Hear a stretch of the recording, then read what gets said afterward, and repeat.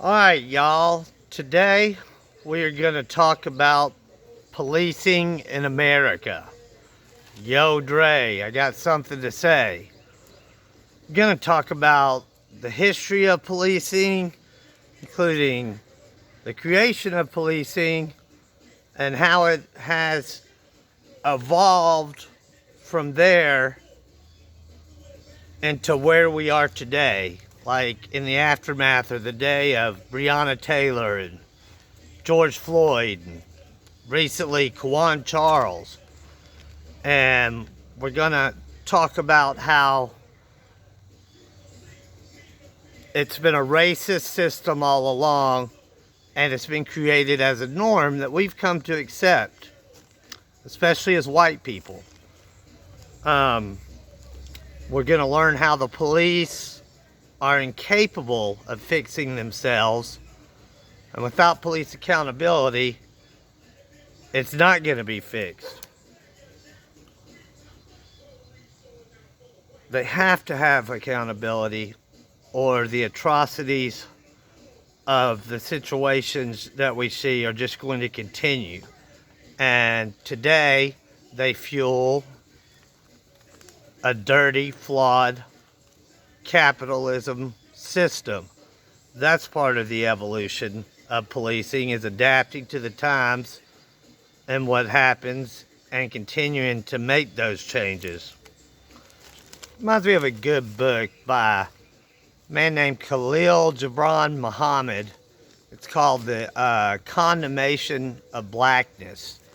It discusses the 400-year history of policing and how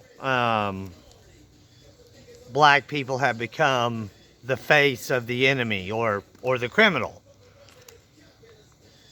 The reality of what I'm sharing is why I or we must demand fundamental changes in the way we police in this country.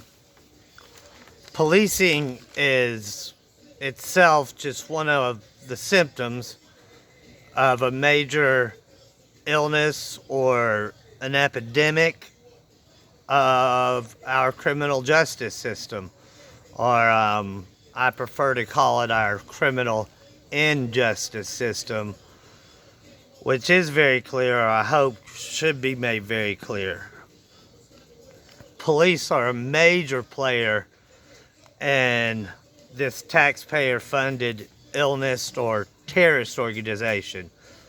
They're the frontline workers, the enforcers, or our society contends the essential workers.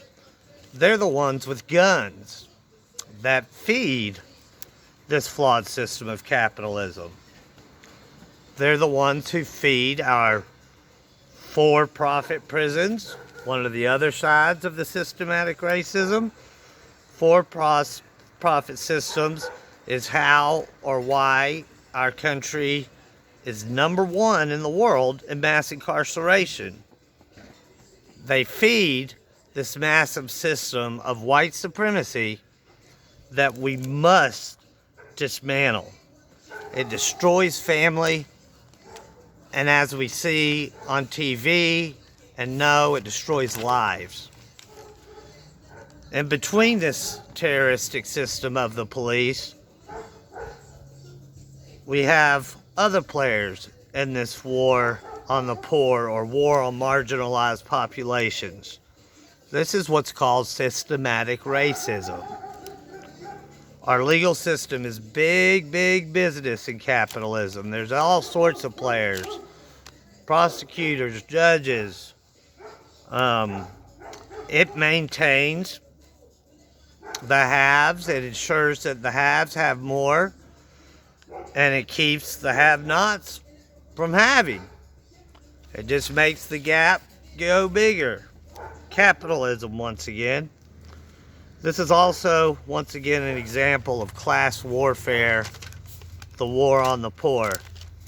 Talk about numbers and how we come up with numbers and how they're used as both facts and propaganda. Facts would be an example of the disproportional disparities between persons of color and white people on crime statistics, or numbers of people killed by police, or racial profiling, and what happens. Propaganda would be more like, well, what about Chicago? Or what about black on black crime? Those are the usual, there's plenty more things. They're the usual things that you hear from those people who justify when a black man is shot in the back, unarmed by a policeman. The justifying of this makes it acceptable in society. That is, making it a norm to be accepting of these brutal realities. Some facts would be that the crimes happen as a matter of proximity. Crime happens where we are or where we live. Speaking of black on black crime, we never hear about white on white crime. Check some statistics there. You'll find that it's much more prevalent than black on black crime. But it wouldn't be used in justifying the killings of black people now, would it? Let's talk about the history of policing. Policing was created, I believe, in Boston, somewhere up north, with what they were called like night watchmen. Then, of course, it moved down to the south and got itself another purpose, where the police became known as what was known as slave patrols. So every white person, like jury duty, had to serve, catch on to the history here, had to serve as a member of the police. And if they found a black person, like out in the woods or something like that, corporal punishment would be used, with a fire stick or a big beating things, and they would get 30 swats. So let's bring that closer to today. Like 1995 is when we had Rodney King. You have the over and over on a black man. Video cameras had just come out. This is when white people first started going, oh, wow, what's happening? It's always been there.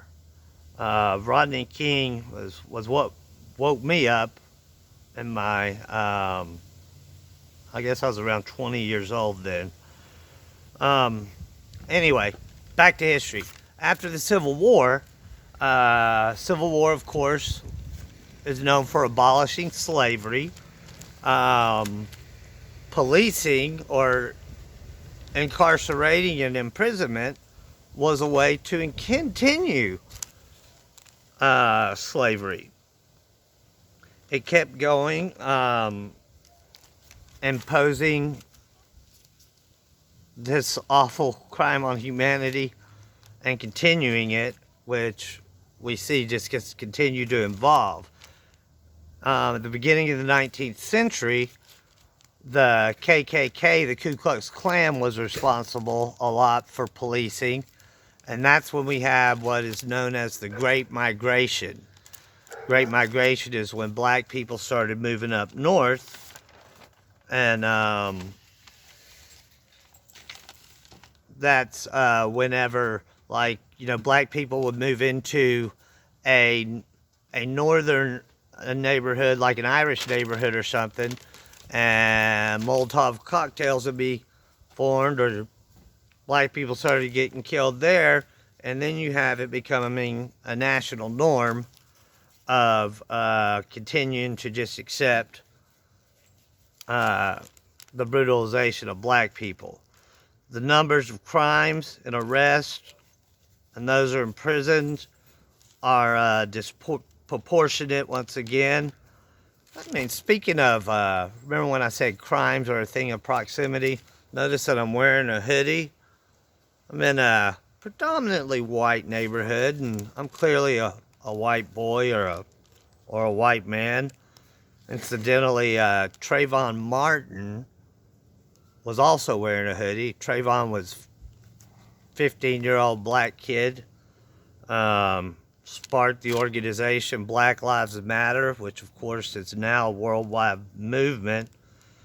Trayvon was fighting for his life, once again, against a man with a gun. And right now, Trayvon is buried 6 feet underground with a pocket full of Skittles in his pocket. Today, back to the George Floyd and all that stuff. I guess the big controversial term that people hear about is defund the police. It's so controversial, but we don't talk about or think about the fact that we excessively fund the police. And I think excessively funding the police should be a little bit more controversial than defunding the police.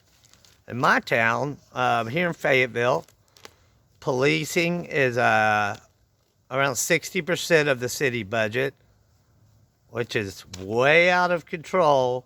Think about all the ways we should have money spent, but that 60% does not include add-ons that the city councils vote on.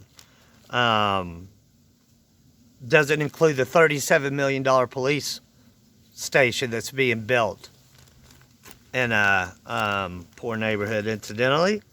When Fayetteville recently, a city council voted no to not fund additional SRO program, student resource officers. Fayetteville Council narrowly said no to adding 2 police officers to a junior high school. And it was the first time in 20 years that the police have been turned down to that additional funding.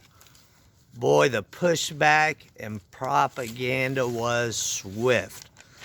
The FOP, or the Fraternal Order of Police, used the propaganda to spread throughout the state that the crazy liberals, neoliberals if you ask me, of Fayetteville, were defunding the police. Oh Lord, they're defunding the police.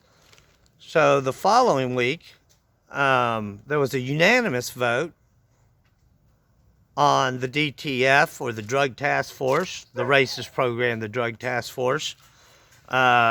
Unanimously was voted to continue. Big money there.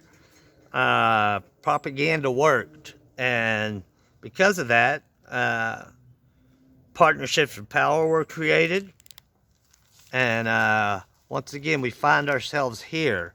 But what's different now in history is that white people are involving themselves in the movement. And this is where I guess it gets even more racist. That it's why we might have change here. Is because if you think about what Martin Luther King said, an injustice anywhere is a threat to justice everywhere. So white people, don't, policing affects you too. This man has been affected by police and the Drug Task Force. I guess the question comes down to a question for white people. And it kind of shows how racist of a system we still have. And that question for white people is police protecting the interests or priorities of white people worth the injustice that we're slowly starting to accept that happens to minorities? Yo, Dre, I got something to say.